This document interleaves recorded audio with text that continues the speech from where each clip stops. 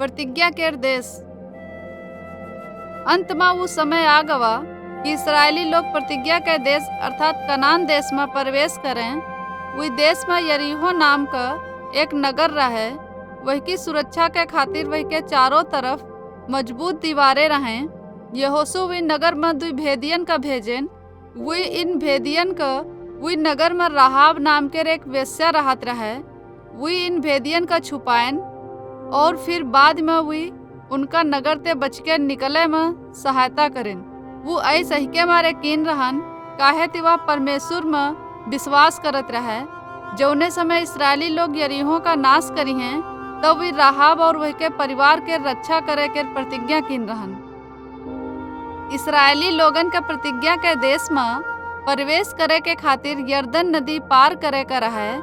परमेश्वर यहोशू ते याजकन का पहले जाय दें। जब याजकन अपन कदम नदी में रखें तो पानी की धारा के बहाव बंद हुई गवा, जैसे कि इसराइली लोग नदी के दूसरी तरफ सूखी भूमि पर पार जा सके। उन लोगन यरदन नदी पार कर लीन्हन तो परमेश्वर यहोशू ते कहन कि यरीहो पर हमला करे के खातिर तैयार रहो।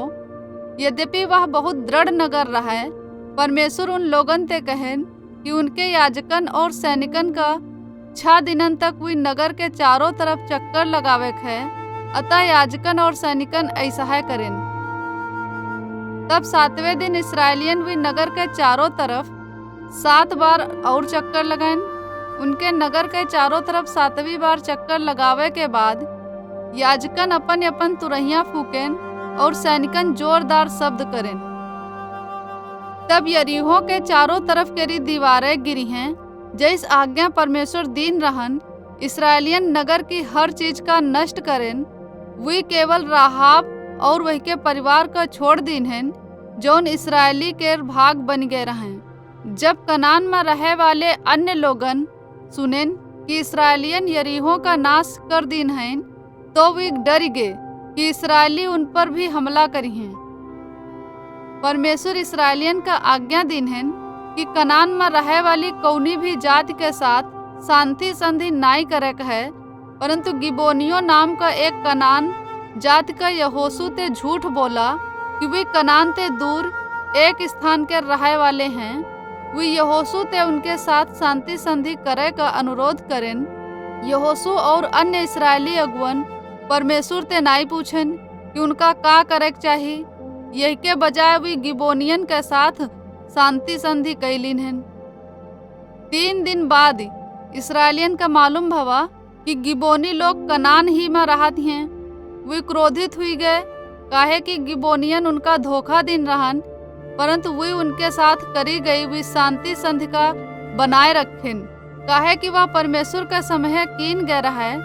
तब कुछ समय के बाद कनान में रहे वाली एक अन्य जाति एमोरियन के राजन सुनेन कि गिबोनियन इसराइलियन के साथ शांति संधि करें।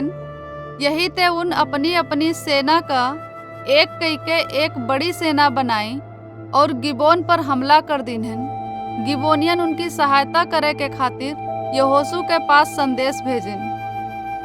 अतः यहोशू इसराइलियन की सेना का इकट्ठा करें और गिबोनियन के पास पहुँचे के खातिर वे पूरी रात चले।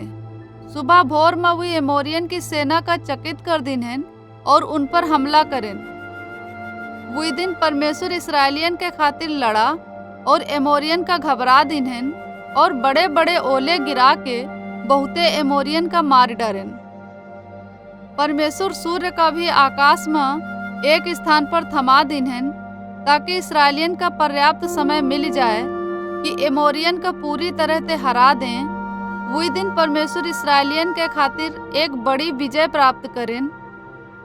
जब परमेश्वर वी सेनाओं का हरावे के बाद बहुत ही कनानी जाति लोग इसराइल पर हमला करे के खातिर इकट्ठा भय, यहोशू और इसराइलियन हमला करके उनका सर्वनाश कर दीन्हन। इन युद्धों के बाद परमेश्वर इसराइल के प्रत्येक गोत्र का प्रतिज्ञा के विदेश में उनका भाग दीन्हन। तब परमेश्वर इसराइल का उनकी सब सीमाओं पर शांति प्रदान करें। जब यहोशू बूढ़ा हुई गवा तो वो इसराइल के सब लोगन का एक साथ बुलाएं तब यहोशू उन लोगन का याद दिलायन कि वे सब वाचा का पालन करे के प्रतिज्ञा कीन रहन। प्रतिज्ञा जौन परमेश्वर उनके साथ सीने पर्वत पर बांधी रहन, वे लोगन परमेश्वर के प्रति विश्वास योग्य रहें और वह की व्यवस्था का पालन करे का वादा करें। यहोशू अध्याय 1 से 24 में से एक बाइबल के कहानी।